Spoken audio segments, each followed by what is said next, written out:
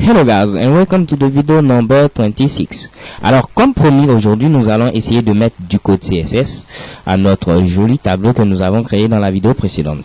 Alors pour cela c'est très simple, j'ouvre ici mon fichier style.css vu que je l'ai déjà lié ici à mon document HTML. Ok, donc là je vais dire simplement que toutes mes données, donc table data td, auront une bordure, donc la propriété border, de largeur 1 pixel, de type solide et de couleur rouge, donc red.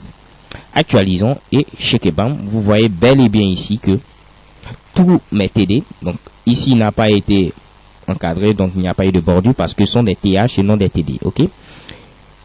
Pour les rajouter, je vais mettre simplement également ici TH, table header. Donc actualisons, check et bam, tout marche parfaitement. Pour qu'il n'y ait pas, disons, cet espacement entre les différentes bordures, on va maintenant appliquer une propriété au tableau lui-même, donc table. Et la propriété que nous allons modifier, c'est border collapse. Donc ici, c'est pour dire simplement il faut accoler toutes les bordures. Donc ici, je vais donner comme valeur collapse. Donc si j'actualise check et bam, vous voyez bel et bien qu'il n'y a plus cet espacement.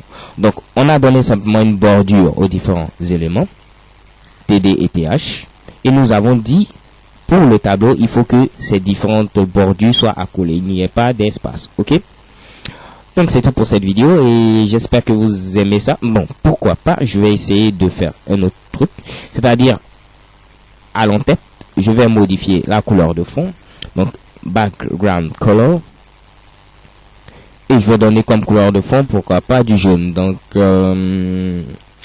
avec le code hexadécimal ce sera FF et 00, ok, qu'on peut simplement mettre FF0 si vous avez suivi la vidéo sur le code hexadécimal.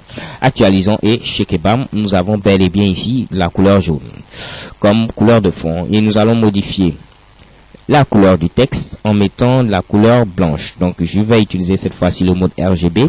Je vais mettre ici 255, 255 et 255, ce qui correspond à du blanc. Actualisons et check et bam, nous avons bel et bien du blanc. C'est vraiment pas joli, hein. Donc ici je vais plutôt préférer mettre du vert. Donc ce sera quoi? 0 F0.